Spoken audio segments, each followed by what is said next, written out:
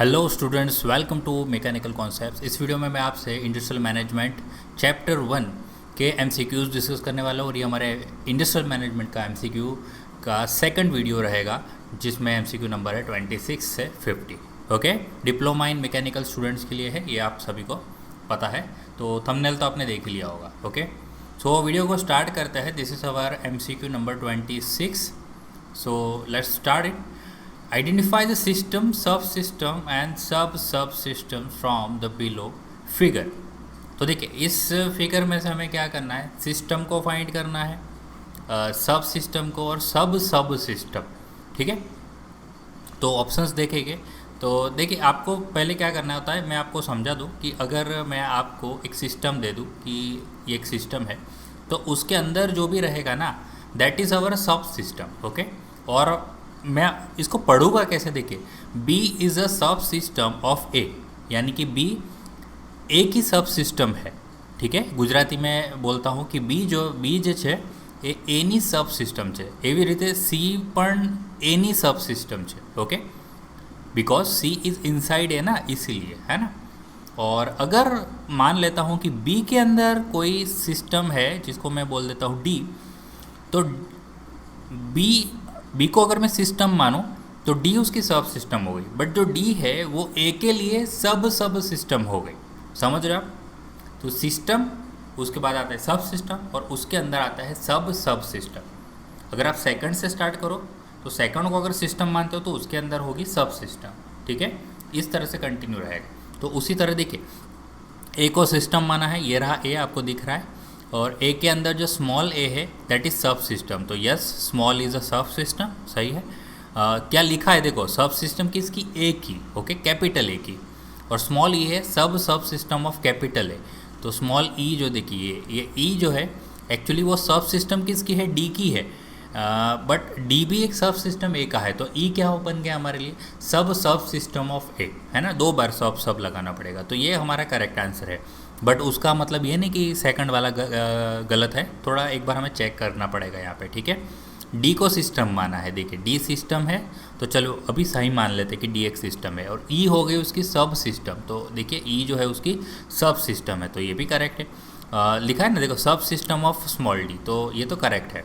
और small F जो है, स्मॉल एफ सब सिस्टम ऑफ कैपिटल है। तो देखिए एफ जो है वो सिस्टम की भी सिस्टम है, यानी ए एक बड़ी सिस्टम है, उसके अंदर डी सिस्टम है और डी के अंदर भी एफ सिस्टम है। तो एफ एक्चुअली हो गई सब सिस्टम ऑफ ए, तो ये भी आंसर करेक्ट है। तो इसका मतलब हमारा करेक्ट आंसर क्या होगा, both A and B. Okay, none of the above तो नहीं आएगा यहाँ पे, तो हमारा राइट आंसर है बोथ ए एंड बी। चलिए next question, which of the following is not a system parameter. Okay, तो सिस्टम पैरामीटर कौन से नहीं है, तो सिस्टम पैरामीटर में क्या आता है, इनपुट आता है, फिर इनपुट पे की जाती है प्रोसेस और फिर बनता है हमारा आउटपुट। अगर आउटपुट में कुछ कमी है या जो उसका फीडबैक मैकेनिज्म होती है, ठीक है, फीडबैक, तो ये होता है। तो इनपुट, प्रोसेस और आउटपुट होता है, फीडबैक होता है। तो क्या नहीं होना चाहिए, इंटरनल और एक्सटर्नल एनवायरनमेंट सिस्टम के पैरामीटर नहीं है। ओके, तो हमारा आंसर आएगा internal and external environment. Which of the following is a system variable, तो कौन सा सिस्टम वेरिएबल है, तो देखिए अब जैसे कि अभी बताया, इनपुट, आउटपुट और प्रोसेस, ये सब तो क्या है, पैरामीटर्स है ना, ये सब क्या है, पैरामीटर है सिस्टम के। These are the system parameters. So we have left only one answer, that is B, internal and external environment. Okay, so our correct answer is internal and external environment, which is not a system parameter, but they are called as system variable. Variable क्यों बोलते हैं, क्योंकि ये environment है, surrounding है, जो very होते रहते हैं, है ना। इंटरनल एनवायरनमेंट भी चेंज होता रहता है और जो एक्सटर्नल एनवायरनमेंट है वो भी चेंज होता रहता है। ठीक है, चलिए, which of the following is in correct statement about steel foundry. तो स्टील फाउंड्री के बारे में यहाँ पे लिखा गया है, उसमें क्या इनकरेक्ट है वो हमें यहाँ पे ढूंढना है। तो स्टील स्क्रैप जो है इज़ एन इनपुट। तो इनपुट पे बात करते हैं, अगर मैं यहाँ पे इनपुट मान लेता हूँ तो इनपुट पे इन लोग ने क्या लिया है, स्टील स्क्रैप लिया है। तो ले सकते हैं ना, क्योंकि फाउंड्री है तो फाउंड्री में स्क्रैप तो डालना ही पड़ेगा। तो ये करेक्ट है। फर्नेस इज एन आउटपुट, तो यहाँ पे ही ये रॉन्ग आंसर दिख रहा है ना, तो एक्चुअली इनकरेक्ट ही ढूंढना था ना, तो ये रहा इनकरेक्ट। तो furnace is an output, furnace कैसे आउटपुट हो सकती है? Pouring liquid metal into mould is a process, तो ये एग्जैक्टली एक प्रोसेस ही है कि लिक्विड मेटल को मोल्ड में पोर किया जाता है, तो ये भी एक प्रोसेस है, तो ये भी करेक्ट है। ठीक है, ये ट्रू है, ये देखिए ये स्टेटमेंट भी ट्रू है, ये स्टेटमेंट भी ट्रू है। Changing mould design is a feedback, तो ऑब्वियसली फीडबैक है कि मोल्ड की डिज़ाइन में कुछ गलतियाँ हो रही है, तो एक एज अ कुछ करेक्शन करने के लिए यहाँ पे फीडबैक दिया इनपुट में, तो ये भी एक फीडबैक हो सकता है, तो सही बात है ना, तो ट्रू है। तो हमारा आंसर क्या आएगा? फर्नेस इज एन आउटपुट, ये रॉन्ग है। ठीक है, चलो output of a system is, output किसको बोला जाता है? The necessary things required to achieve the specific goals of which system is working, इसको तो ये किसकी डेफिनेशन है? इनपुट। ठीक है, इनपुट की डेफिनेशन उसको क्या बोलता है? सिस्टम इनपुट बोला जाता है। ये वाला जो लिखा है ना, necessary things required to achieve the specific goal for which the system is working, जो सिस्टम जिसके लिए काम कर रही है, उसके लिए जो भी ज़रूरत वाली चीज़ें हमें चाहिए, उसको हम इनपुट इनपुट बोला जाता है, और तभी तो सिस्टम अपना स्पेसिफिक या कोई जो गोल सेट किया है वो अचीव कर पाएगा।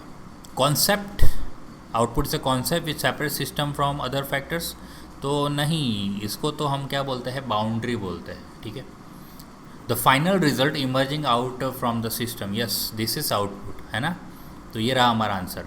Providing information whether the system is working as per the plan, तो इसको तो हम क्या बोलते हैं? फीडबैक बोलते हैं। यहाँ पे ये डेफिनेशन लर्न कर लीजिए। ठीक है, अगर तो यहीं पे मैंने सारी डेफिनेशंस देख के आपको बता रहा हूँ, यानी अगर आपको आगे कभी भी आपको पूछे कि किसको क्या बोला जाता है, तो ये सारी डेफिनेशन है जिसको आपको लर्न करनी है। ठीक है, तो शायद मेरी भी स्लाइड में कुछ डेफिनेशन है वो वापस आ सकती है सब, है ना। All activities perform to convert a raw material into finished product, तो सारी एक्टिविटीज़ को उसको क्या बोला जाता है? प्रोसेस बोला जाता है। ठीक है, तो देखिए कितनी डेफिनेशंस मैंने यहाँ आपको बता दी कि जो भी चीज़ें चाहिए गोल को अचीव करने के लिए, जो जिसके लिए सिस्टम काम करती है उसको इनपुट बोला जाता है, जो सिस्टम और दूसरे फैक्टर से सेपरेट करने का काम जो करता है वो बाउंड्री बोला जाता है। ठीक है, फाइनल रिजल्ट का आउटपुट बोला जाता है, और जो भी इन्फॉर्मेशन जो प्रोवाइड की जाती है कि सिस्टम सही तरीके से काम कर रही है कि नहीं कर रही है, उसको फीडबैक बोला जाता है। और ऐसी सारी एक्टिविटीज़ जिसकी मदद से रॉ मटेरियल कन्वर्ट हो जाता है फिनिश प्रोडक्ट में, जिसको हम प्रोसेस बोलते हैं। ठीक है, तो आप समझ गए कि आउटपुट किस, यहाँ पे मैंने लिख ही दिया है। ओके, तो final result emerging out from the system. ठीक है, feedback of a system means, तो जैसे मैंने अभी आपको बताया यहाँ all activities perform to convert raw material, sorry नहीं ये वाला कौन सा बताया मैंने? प्रोवाइडिंग इन्फॉर्मेशन, है ना, providing information whether the system is working as per the plan और नॉट। ओके, चलिए, which of the following can be controlled, तो internal environment, external environment, both A and B, none of the above. तो देखिए external environment को हम control नहीं कर सकते, ऑब्वियसली जो हमारे कंपनी है उसके अंदर जो हमारा इंटरनल एनवायरनमेंट है उसको हम कंट्रोल कर सकते हैं। ठीक है, ये चीज़ आप ध्यान रखना। विच of the following can influence the working of the system, तो देखिए सिस्टम का वर्किंग को इन्फ्लुएंस कौन करता है? इंटरनल एनवायरनमेंट कर सकेगा, एक्सटर्नल एनवायरनमेंट करेगा, कि दोनों करेंगे, कि none of the above. Okay, यह आपको सोचने वाली बात है। तो सिस्टम को इन्फ्लुएंस यानी सिस्टम को असर करता है, तो भाई ये दोनों कर सकते हैं, इंटरनल एनवायरनमेंट भी सिस्टम को अफेक्ट करता है और as well as external environment भी सिस्टम को अफेक्ट करता है। ठीक है, तो यहाँ पे हमारा आंसर क्या आएगा? Both A and B. Which of the following is not a type of system, तो देखिए open system, close system, yes ये तो टाइप है। डिटर्मिनिस्टिक एंड प्रोबेबिलिस्टिक सिस्टम, ये भी सिस्टम के टाइप है। डिस्क्रीट एंड कंटिन्यूस सिस्टम, ये भी सिस्टम के टाइप है। लीगल सिस्टम, इलीगल सिस्टम, ये सिस्टम का टाइप नहीं है। सो हमारा आंसर क्या आएगा? D, legal system and illegal system, ये सिस्टम का कोई टाइप नहीं है। The system having no interactions with is external environment, देखिए ऐसा सिस्टम जिसका उसके दिस सिस्टम ना, और ये है बाहर का एनवायरनमेंट। ओके, तो उसका यहाँ पे कोई इंटरेक्शन ही नहीं है बाहर के एनवायरनमेंट के साथ, तो ऐसे सिस्टम को हम क्या बोलेंगे? क्लोज सिस्टम बोलेंगे ना भाई। ठीक है, तो क्लोज है क्योंकि वो इंटरेक्शन ही नहीं कर रहा बाहर के एनवायरनमेंट के साथ। ट्रांसपोर्टेशन कैसा है? ओपन है, क्लोज्ड है, कि दोनों है? कि नन ऑफ दी अबव है। तो ट्रांसपोर्टेशन देखिए, अगर कोई एक जगह से दूसरी जगह मटेरियल ले जाता है, ट्रांसपोर्टेशन हो रहा है, तो ऑब्वियसली वो क्लोज नहीं हो सकता है ना, वो उसको सराउंडिंग के साथ इंटरेक्शन करना ही पड़ेगा। क्यों करना पड़ेगा? मान लेते हैं कि एक ट्रक है, वो मटेरियल लेके जा रहा है एक जगह से दूसरी जगह, तो रास्ते में जैसे कि अभी अभी का सिचुएशन देखें तो लॉकडाउन लगा हुआ है, तो लॉकडाउन लगना इज़ अ एक्सटर्नल एनवायरनमेंट ना। अभी लॉकडाउन कोई कंपनी ने थोड़ी लगाया है, वो तो जिस स्टेट में वो गाड़ी जा रही है, जिस सिटी में गाड़ी जा रही है, वहाँ के बॉर्डर पे अब सरकार रोक रही है क्योंकि वो सरकार नियम बनाती है, तो वो एक्सटर्नल एनवायरनमेंट है कि बाहर क्या हो रहा है उस पर सिस्टम का यानी कंपनी का हमारा कोई कंट्रोल बाहर नहीं है। ओके, बाहर जो भी हो रहा है उसका हम कंट्रोल नहीं कर सकते, तो हमें उससे इंटरेक्ट करके चलना पड़ेगा कि ट्रांसपोर्टेशन जो है वो क्लोज सिस्टम नहीं हो सकता, वो तो ओपन सिस्टम है ना, क्योंकि हमें तो इंटरेक्ट करना पड़ेगा ना, ठीक है, उसके हिसाब से चलना पड़ेगा। तो so transportation is an example of open system, ठीक है। Firing a bullet from a gun is a open loop system, close loop system, both A and B या none of the above. Open loop system है, close loop system है। तो ये feedback related system है कि देखिए open loop system जिसमें feedback नहीं होता, ओके, कोई फीडबैक नहीं होता, और क्लोज लूप में फीडबैक होता है। तो बुलेट एक बार फायर हो गई तो उसके बाद वहाँ से कोई सामने से फीडबैक थोड़ी आता है कि कैसा हुआ, कैसा अच्छे फायर हुई कि बुरी फायर। एक बार फायर हो गई तो फायर हो गई, फिर सिस्टम को हम करेक्ट नहीं कर सकते।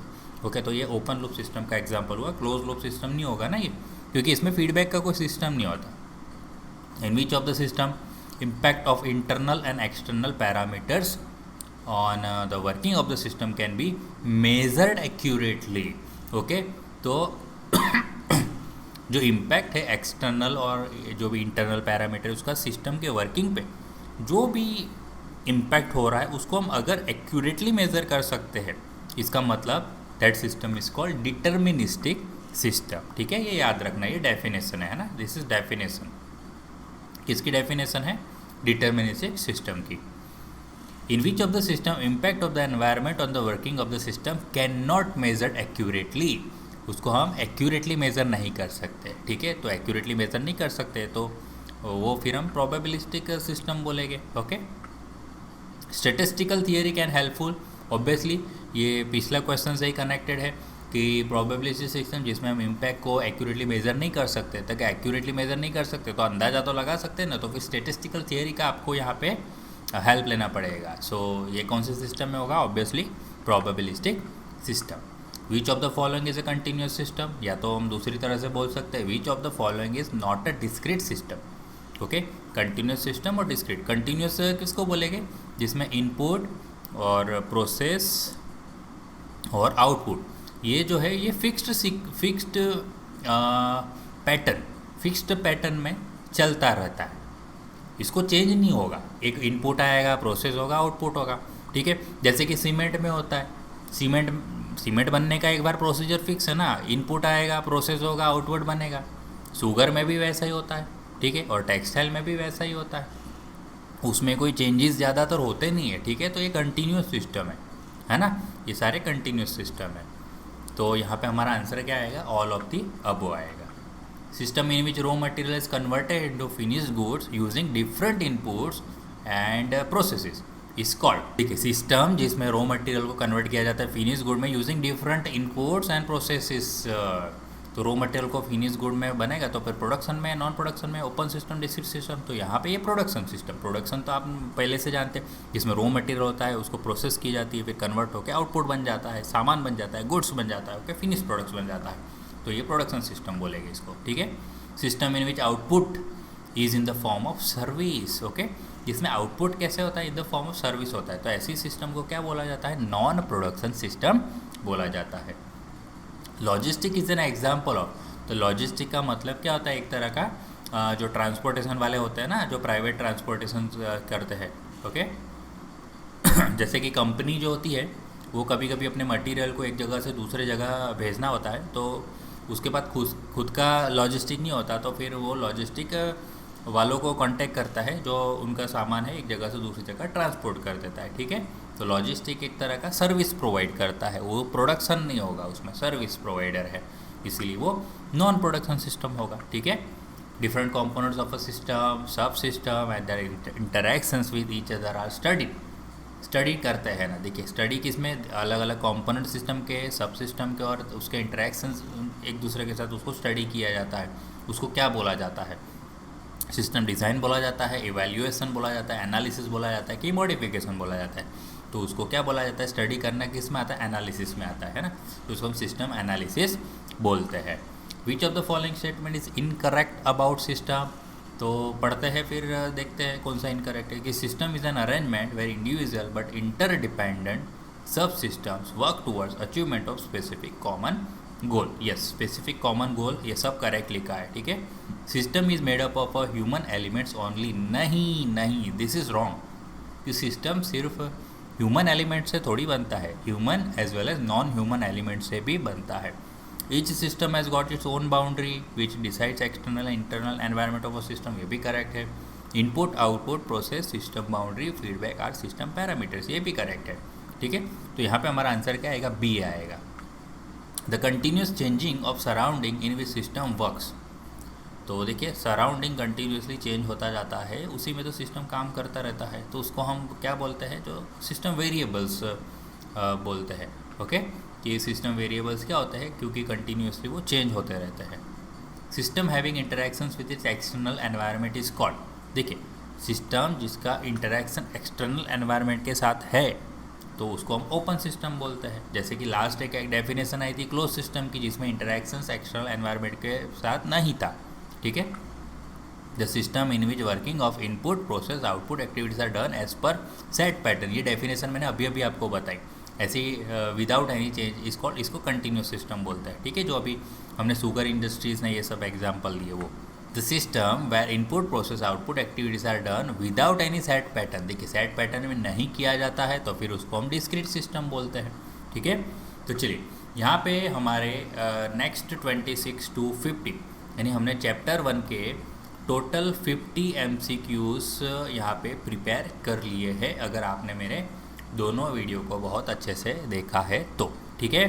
तो चलिए फिर यहाँ पे वीडियो कंप्लीट होता है। वीडियो अच्छा लगा तो लाइक करना है, ज़्यादा से ज़्यादा अपने दोस्तों से इस वीडियो को शेयर कीजिए, और अगर फर्स्ट टाइम इस चैनल को विजिट कर रहे हो तो चैनल को सब्सक्राइब करना मत भूलना, ठीक है।